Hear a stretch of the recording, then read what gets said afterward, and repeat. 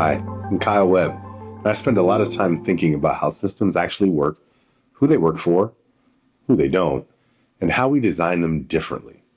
Because most people aren't behind because they lack effort. They're behind because of how access is structured. And once you see that, you can't unsee it. Last month, we talked about access, how it's built, how it's structured, and how it determines who gets in the room. But getting in the room isn't the goal. What matters is what you can do once you're there. Because access gets you in the door, but your positioning is what allows you to move the room. And most people never make that distinction. Most people optimize for entry. They want proximity. They want visibility. They want to be included. But they never define their position. So they end up present, but not effective. They end up involved, but not impactful. They end up busy, but they don't change the outcomes. And that's the gap. People think they're in the system, but they're not in a position to move anything inside it. Positioning determines your participation, and your participation determines your outcomes. Most people try to change outcomes without ever examining their position. Positioning isn't a title, it's a system. It's the combination of what you're responsible for, who listens to you, what you can see, and how you participate in the upside, and what you can actually change.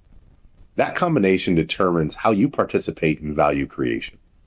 You can be strong in any one of these areas and weak in others. That's your position.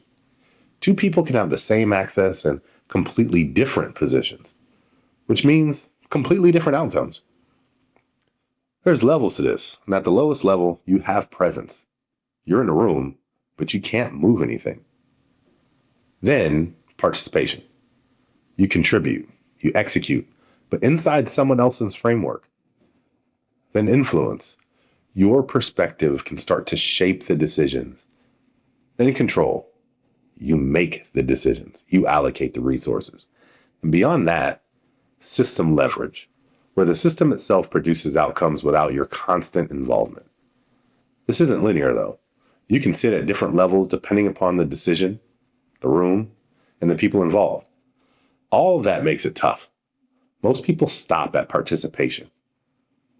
They've made progress, but stopping early means they have made progress to become useful inside someone else's design. And I'll tell you, that matters too. It is valuable. But some people are wired to go further and to shape the system itself. This matters most when you're talking about capital, because capital doesn't just follow opportunity. It follows structure. In the early days of institutional investing, pension funds couldn't meaningfully invest in private equity. The opportunity existed, but the system didn't allow for participation. In 1979, that changed. The rules shifted, allowing risk to be evaluated at the portfolio level. That opened the door for pension capital to flow into private markets. Same capital, same institutions, different position. And this is where Henry Kravis comes in. He didn't create the rule, but he understood what it meant faster than most. He saw that institutional capital now had both the permission and the need to move into higher return strategies. So he didn't wait. He went directly to it. He educated pension funds. He built trust with allocators. He structured investment vehicles that fit their mandates. He didn't just participate in private equity. He helped position capital to flow into it. But more importantly, he helped build the system that would capture and compound that flow.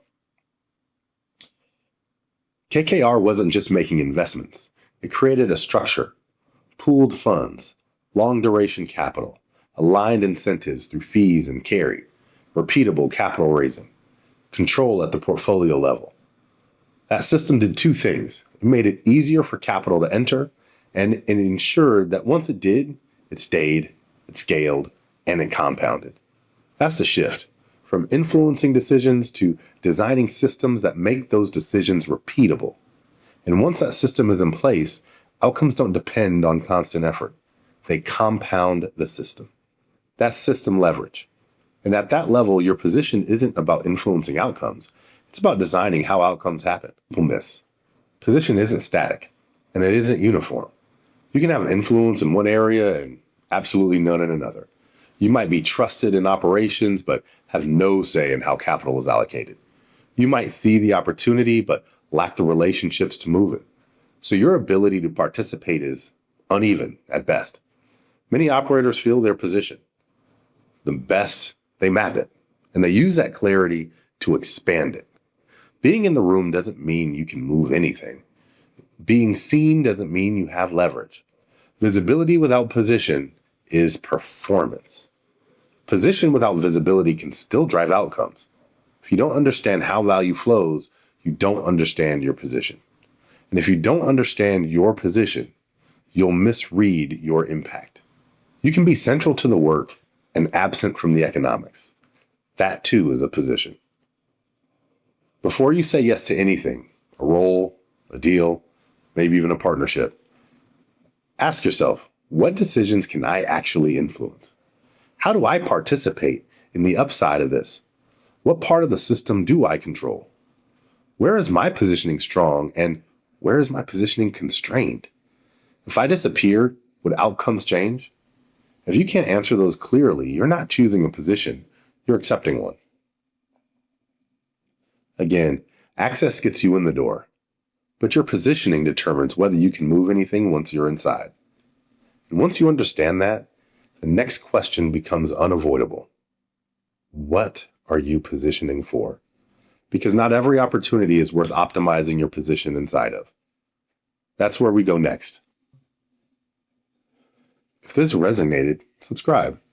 And if you know someone who's working hard but still feels they're not getting access, send this to them. You can find more at kyleawebb.com. I'm Kyle Webb, and I'll see you in the next one.